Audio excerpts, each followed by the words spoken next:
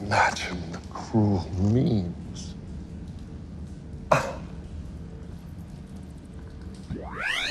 And I'm gonna rescue him. Who am I? I'm Kim Possible. I don't know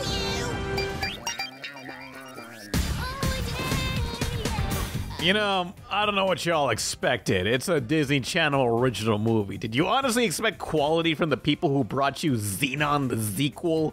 I don't think so. I'm sure if Disney gave Kim Possible 2019 a theatrical budget, this would be great like all their live-action adaptations. Doubtful. So here's Kim Possible 2019, a TV movie based on a 2002 cartoon about two teenagers, Kim and Ron, high schoolers by day, world-famous secret agents by night. Sorry, Draken. Looks like your bad hair day just got worse. Kim Possible. The movie replicates that in live action, acting as its own continuity. On this adventure, Kim befriends a new character created for this movie, Athena, in a story more predictable than human mortality. She's the new girl in school who wears an outfit that makes her arms look like a Chinese finger trap. The conflict has Kim being upstaged by Athena, who's a far superior spy than Kim. Often the dilemma in the show was Kim's great at spy stuff but terrible at being a responsible teenager, so her being upstaged at her one talent could make for a good conflict. The movie was even scripted by the two creators of the cartoon and a third guy.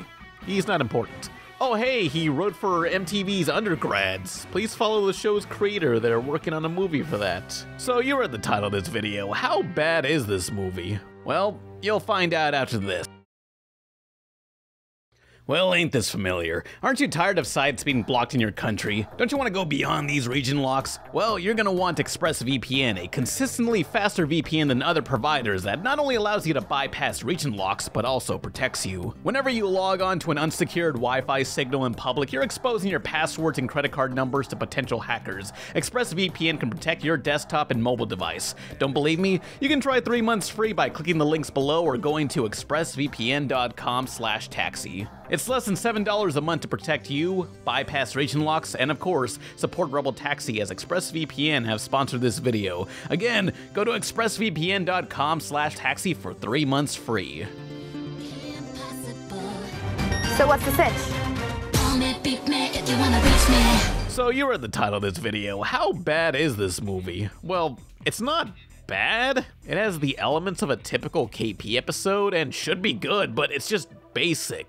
Like your basic average girl, and she's here to save the world. Some of you may be expecting this live-action adaptation to be like Dragon Ball Evolution or those Disney remakes where most of the songs and fun is sucked out in favor of realism, but Kim Possible's movie is more like a TV-grade version of the Scooby-Doo or Flintstones movie, where it's unapologetically a cartoon. In a way, it kind of feels like an above-average fan film. There's a lot of callbacks to the show, and the actors nail the characterization, especially Ron and the villains Draken and Shigo. Even Patton Oswalt returned to portray his character he used to voice, Dr. Dementor. I guess they couldn't afford his Juggernaut helmet. But yeah, there's a lot of banter that feels right out of the show. Ron, I've never told you this, but I am terrified of electric eels! Well, isn't that nice that after all this time we're still learning about each other? Run! The elements are there for a good Kim Possible movie, but not a good movie in general. There wasn't anything that really stood out beyond fan pandering. The action is serviceable, yet sometimes feels too held back. Like in this shot that's a homage to the show's intro. It just doesn't have the same energy or budget. Hey, it's TV, what can I expect? Just look at Kim Possible's jetpack. That thing is piped together using tinfoil. And wait till you see Rufus, their pet naked mole rat who tags along.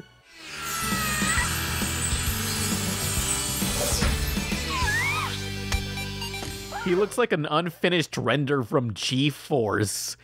I saw that in theaters. To be fair, have you seen a real naked mole rat? Every moment I live is agony. They did as good of a job as they could have done with bringing him to life. Although the budget could only afford to animate Rufus on screen for like 2 minutes. At least they got the original voice back, Nancy Cartwright, who took time out of her busy schedule of voicing Bart Simpson and funding Scientology Christmas specials to reprise her role. I'll bring the drone. Hop in. But there are some weird changes. Obviously, it's a new continuity and new origins, but Kim and the bully girls aren't cheerleaders, they're soccer players? No idea why. Maybe filming underage cheerleaders would have been too weird, or soccer was more universal. Also, no more of the communicator device to contact Wade, the boy genius inventor of the group. Kim, target lock. Here, see for yourself. I thought they would give Kim an iPhone, but instead it's this pendant that projects a hologram. My guess is this was to streamline it visually, otherwise they'd had to repeatedly reverse shot between her face and the screen. These are weird, but I'm okay with changes as long as the story stands on its own. This works at introducing a new generation to these characters, but I know one difference that'll rub fans the wrong way. The villain, Dr. Draken, who isn't blue anymore, is popular on Instagram within the movie and likes to post about Kim's epic fails online, causing her to be the laughing stock of the school. Gotta post this to the Instagram.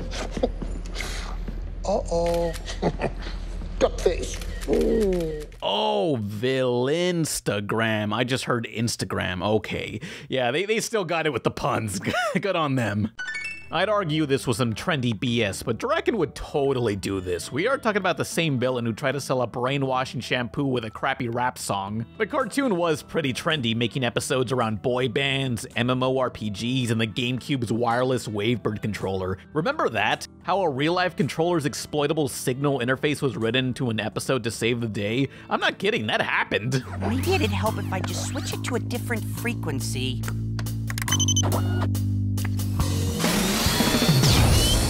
But differences aside, a lot of story issues come from Athena, the new girl. She's first shown crying about her bad day of school, how she has no friends, and worst of all, she dropped her papers all over the floor. I just tripped and dumped my backpack everywhere and everyone laughed. Girl, there are like 6 papers there. You pick that up right now, but I'm gonna get into some spoilers, assuming anyone cares. So if you do care, skip to around there. So Athena befriends Kim while eventually becoming the more popular spy. Right before the third act, Draken attacks the school and tries to kidnap Athena since she's the bigger threat. He manages to wreck the auditorium and all its tacky banners. Kim is trying to rescue her and happens to pick up a bow staff, which they establish she's not very skilled with, but Athena is, so Kim has the choice to either give Athena the staff to save the day, or Kim can save the day herself with her unproven bow staff skills. What will Kim choose?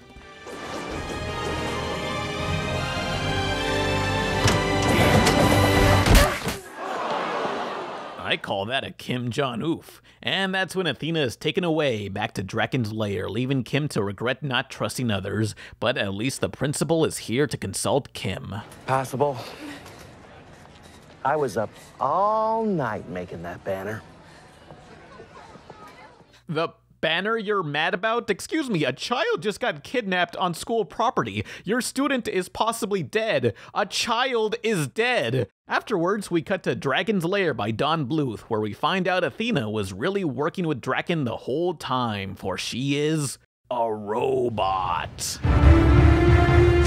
Yeah, I've seen that one before. Athena was designed to analyze Kim's moves and surpass her to take all the glory. She comes off as gleeful about always wanting to surpass Kim, but when Kim comes to rescue her, she actually feels offended that Kim didn't trust her with the whole bow staff situation. You were a garbage friend way before the fight at the assembly.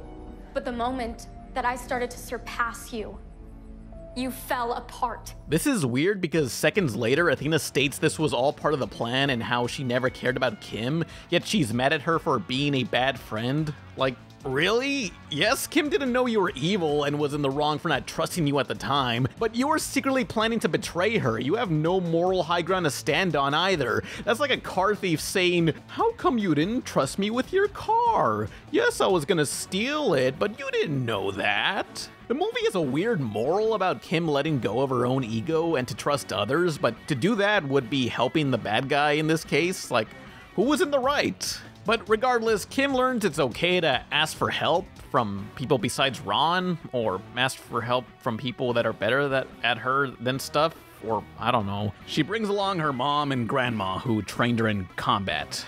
Girl power. And then Draken betrays Athena while Kim saves Athena. Now Ron, Athena, and Kim are the best of friends while they pose on top of a building as a dynamic camera zooms in on them like the start of a Killer Instinct match. Oh, and there's an after credits scene, except they overlay the credits on the after credits. I'd be annoyed with the TV show doing that, but we won't have to worry about it once streaming kills TV. What is that? That freaking thing? Yes, that's right, it's a nigga bull rap.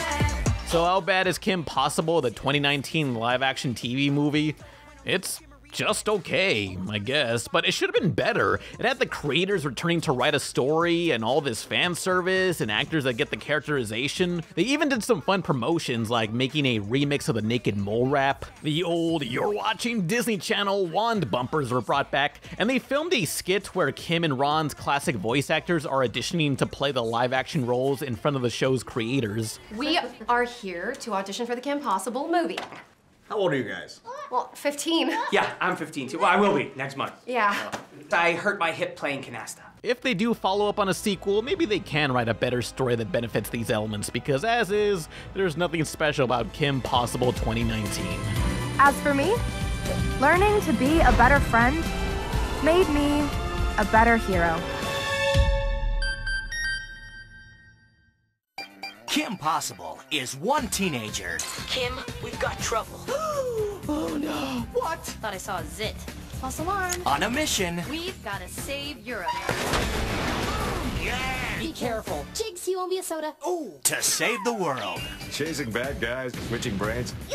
High school sure has changed since my day. Kim Possible. So, not the drama. Watch it on Disney Channel and ABC Kids. Some folks don't believe the super fruitiness of Bonkers fruit candy.